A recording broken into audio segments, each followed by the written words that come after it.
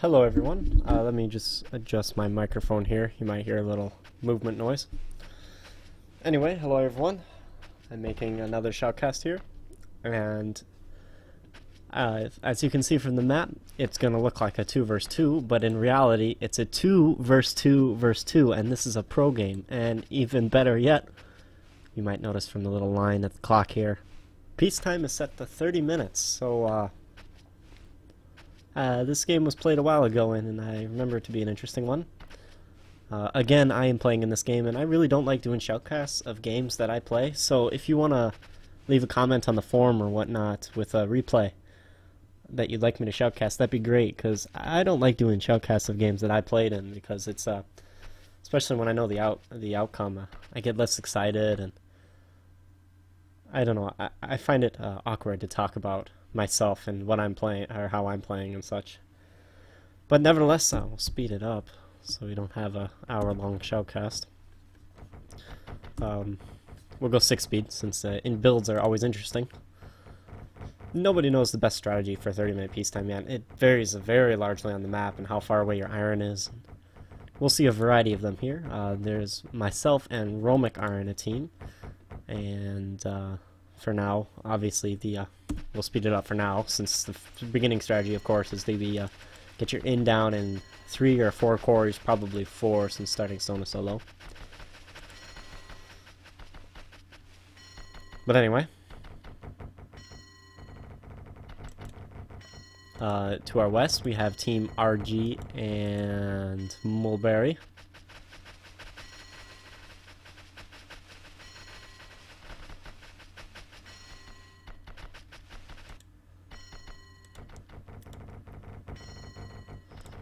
And below Mulberry is Cochise, and Cochise ally on the far side. This is Mexican. And another thing to keep in mind is locations were completely random, so it just so turned out that Romic and I probably got the best location set up, since we're quite close. In a 2 versus 2, this might be a tempting setup, but I think it's a little imbalanced because anyone on these 2 locations will obviously have a nice time defending each other and camping. Of course, not as terrible as it would be if Cochise and Mulberry were on the same team. But nevertheless, these were random locations. Anyway, and on Cochise's team we have Mexican. And I think everyone went 4 quarries. I don't think you can even go 3 here. Here, Mulberry is going 3. Interesting. He's making it work. And he's doing a good job. I'm actually surprised that this is working so well.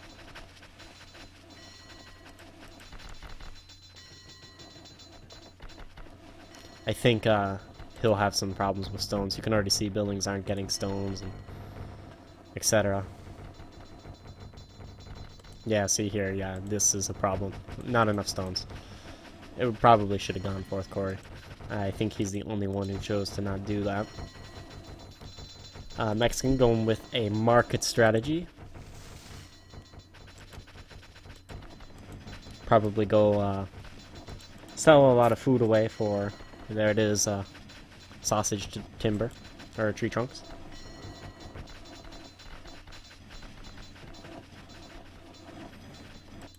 And his ally also going, oh, can you believe this? Cochise is going for a market rush strategy. This will be interesting. I've never seen this before. Romic and RG both going iron, and myself and Romic also going iron.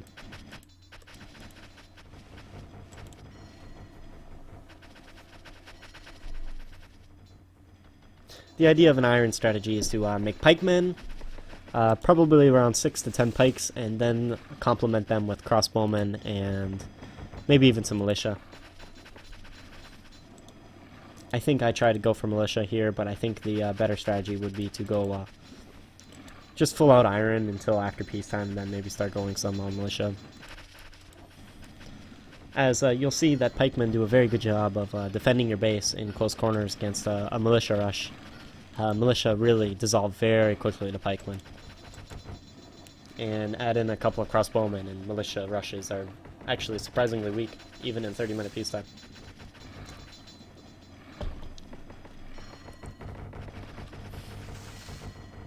See how everyone's doing.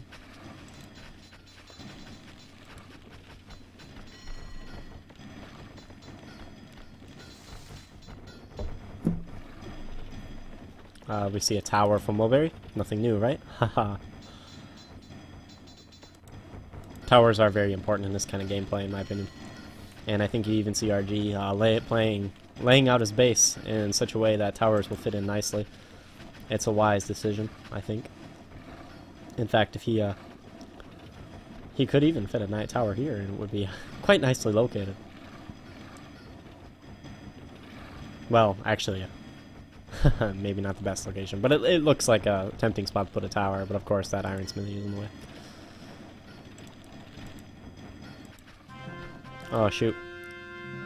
Here I go, I missed peacetime armies, but I mean they're not very large, so I mean we're not missing much. I see I have only 2 pikes, which is really bad, even on Golden Cliffs. Romic went militia, and 1 sword, interesting. Maybe the sword is to do some flanking tactics, as they have a higher attack than a pike. RG went crossbowman and some militia. Mulberry, probably the best army. 10 pikes and a crossbowman. Cochise went full militia, and so did Mexican. I imagine they are pretty close to the same size armies. You see about 1, 2, 3, 4, 5, 6, 7, 8, 9, 10, 11, 12, 13, 14, 15, 16 militia from Cochise. So yeah, the armies are just about equal for Mexican and Cochise, and we'll slow down a bit as surely there'll be some interesting stuff going on. We'll check the exploration of players here.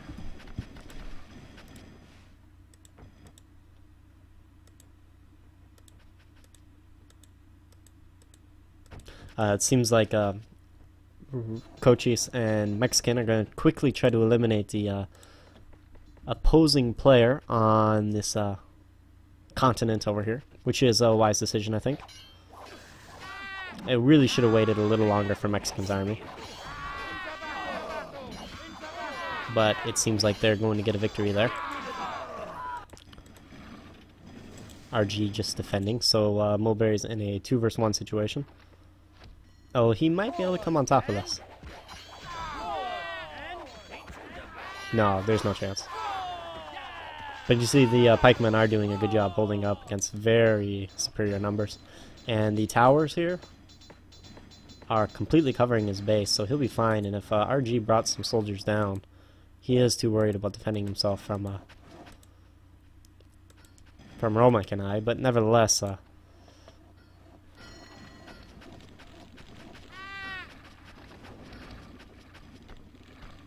these towers can do a good job of helping hold back the enemy forces. And here it is, RG comes, and this rush here will be dismantled quite quickly.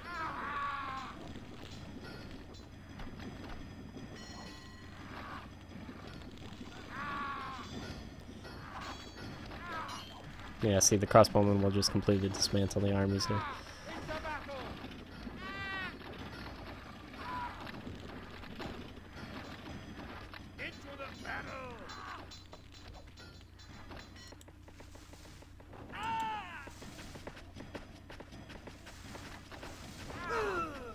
And here we see me standing around with pikes doing nothing, completely out of game.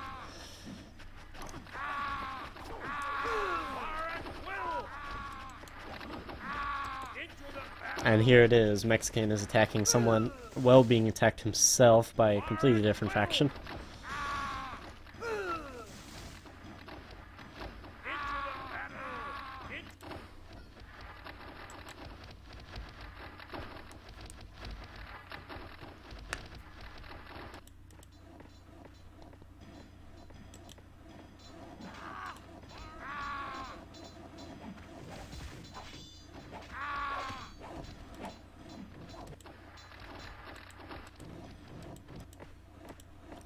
And the economy of Cochise is obviously looking very shaky right now. Almost no food left, just a little bit of fish income.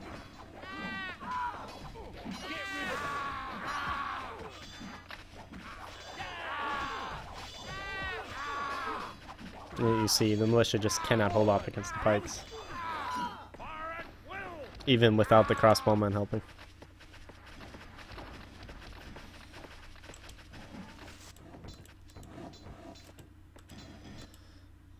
And RG returns to his base, probably mostly just worried about defending himself now, even though he's got very nice defenses with his towers and a good economy. Romek is going for some vineyards. Still no farms from him. And I myself have still no food income. A couple of fisheries, my bad. I should really be making axes. I don't go for hand axes this game, actually, and at this point you think I really could have afforded it.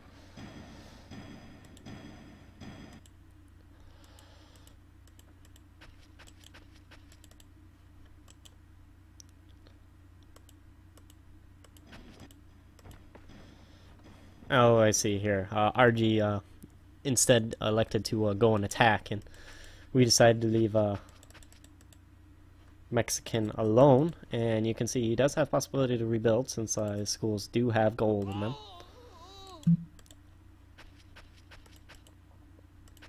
So even though he's starving to death in his city's like a ghost town, he will be able to rebuild in a long run.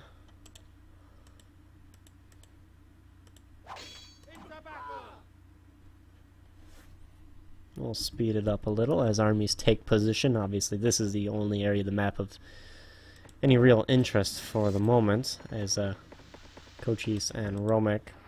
Cochise and Mulberry are both quite out of game. Or, excuse me, Cochise and Mexican are quite out of the game. And this is a spot you really don't want to get caught. And that's exactly what's going to happen to RG here. Romek going probably a little too far with his soldiers.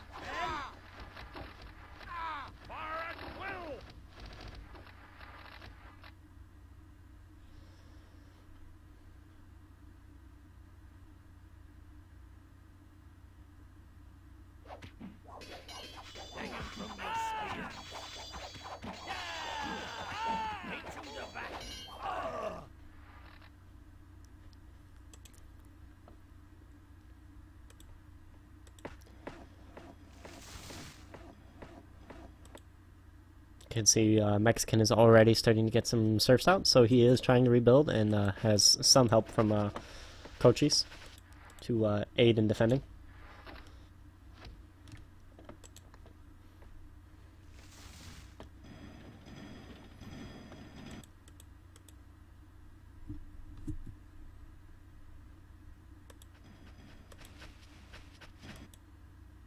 Really bad by me. More soldiers out of game.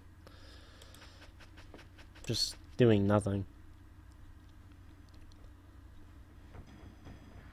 Into the battle! Into the battle!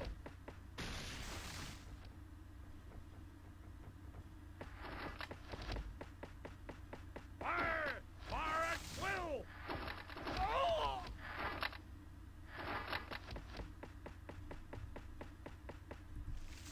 And here I spy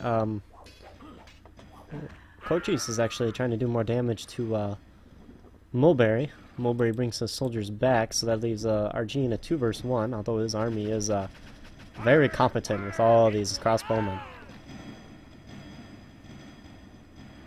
You might remember before the shield patch days when crossbowmen were very powerful, and that's essentially what it's like right now because there's not very many shields in the game. I see Romek is wisely putting in some swords, but because crossbowmen do have that attack bonus against armor piercing. Actually, I think the shield bonus just isn't quite as powerful. That's what it is. Yeah, the shield bonus just isn't quite as powerful against crossbowmen. So they work very well in these games where you don't see a lot of massed knights or leather or iron units.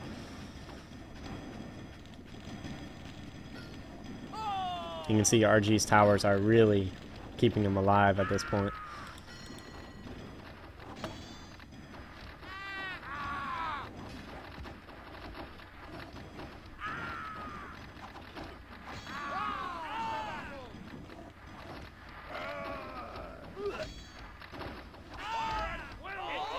And when Mulberry returns, our armies are completely annihilated.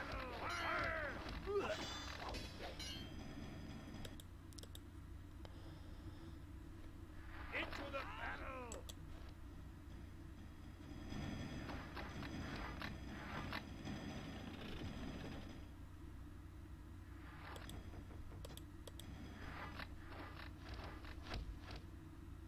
Fire at will! Into the battle! Mulberry, our coach is again trying to attack Mulberry.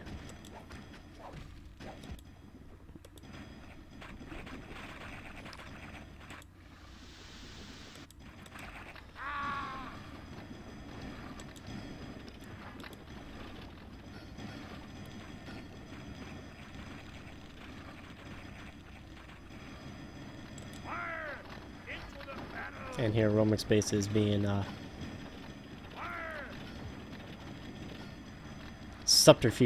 sabotaged.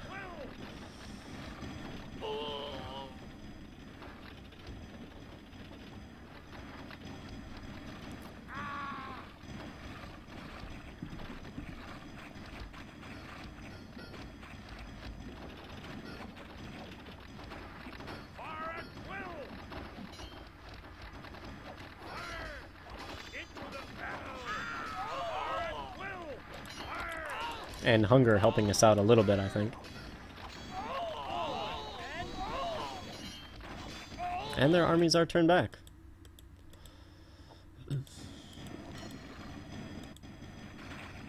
So Romic is given new light. But lo and behold, we see a familiar old foe is recruiting new soldiers. This Mexican is completely back in the game. Interesting, he decided not to repair his barracks. He might regret that later on. And with most of Mulberry's army destroyed inside Romic's base, Mulberry might be in for some trouble as militia rushes are back to haunt him again. Interesting move by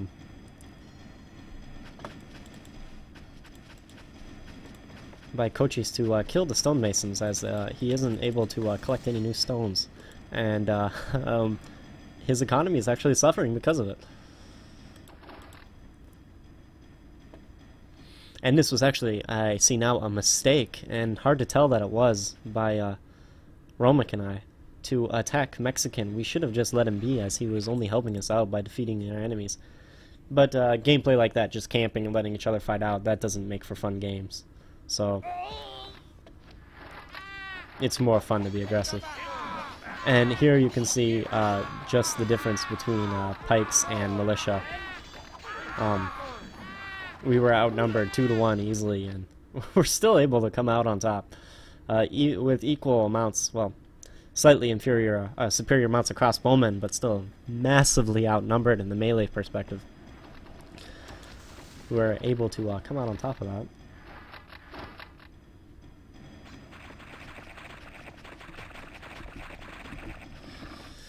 We'll see how the West End is doing. Mulberry still has a quite competent army, and RG is rebuilding nicely. And wow, actually, he trades away 20 axes, and all of a sudden he's got enough gold to really come back and make a difference in this game with 20 militia and well, I see he has expos, but no armor, so maybe not. That's a really bad balance in the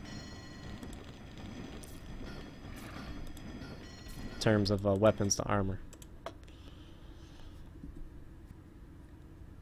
He'd have an extra half dozen crossbowmen if he had noticed that earlier.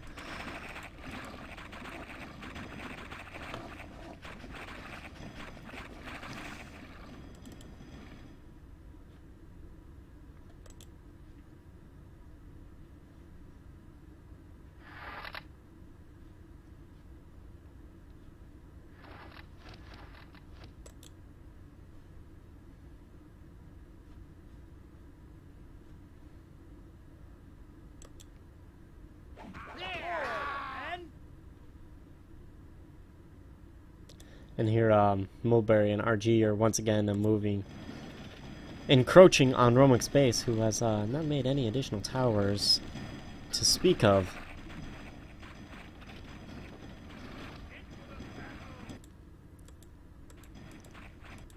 So Romic withdraws to defend his base, which is obviously the wise decision.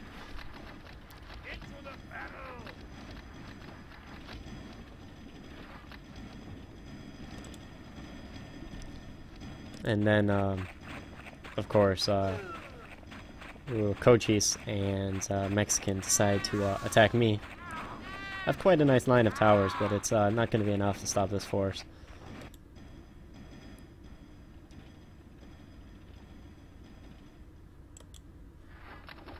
This is a familiar sight. If only I was paying attention, huh? This battle would go quite a bit nicer.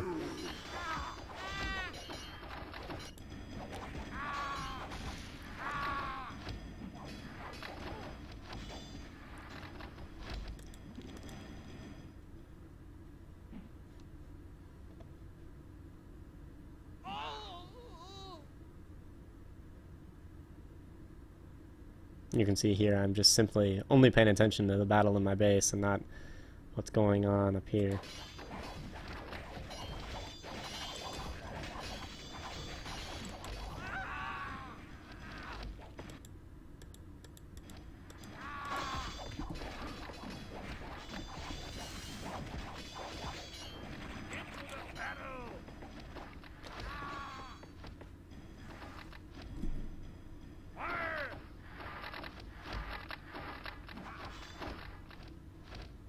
These militia are just sneaking away. Getting caught now. I should have let them wait a little longer. But it turns out okay for us, as we're once again able to just dismantle those militia. They died. They didn't even get any kills. But here, Romic's base is completely toast. Really no serfs left. And Mulberry and RG saying, hey, we're not going to get caught up in a battle inside here again. So they retreat after doing the damage.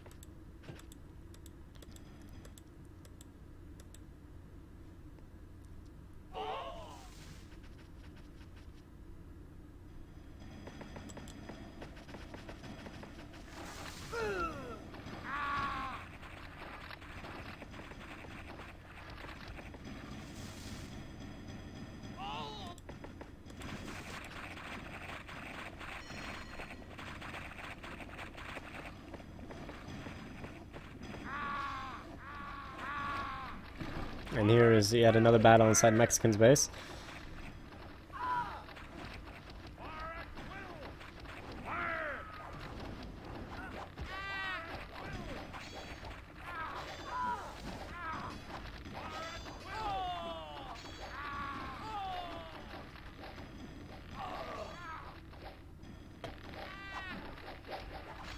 And it looks like we should be able to win this, but you gotta keep in mind, when you're inside an enemy's base, your crossbowmen are distracted by many serfs. So the serfs are actually able to take a lot of the punches away from your army, and especially when you have militia, an extra 10 shots away from your militia can really make the difference between losing and winning. And here you can see, though they didn't necessarily win this battle, they were able to survive it long enough for it to take Romic and I completely out of the game, as Romic's base is annihilated and mine is gone. This is when Romic and I said GG, so unfortunately the game ends here. However, you can see with this army attacking Cochise, there's really it is obviously RG and Mulberry that take the game, at least from a victory standpoint. You can see the statistics as well. Myself, I had the I want to say strongest economy, but maybe that's not necessarily true. I just merely produced the most wares. Romic maybe would have the best economy if you consider just how many soldiers you get out of it, and in the end that's probably the most important thing.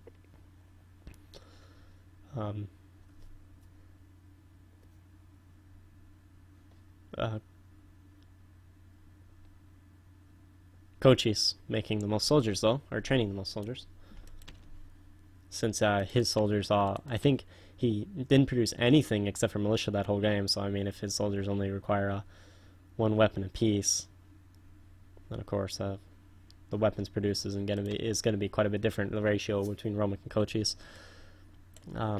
Look at pikes, crossbowmen, hand axes.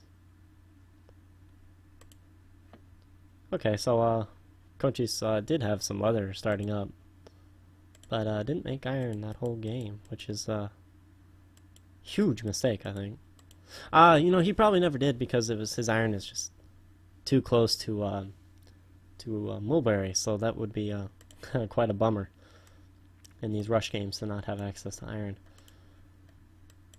which is probably why he had such a hard time getting going early on.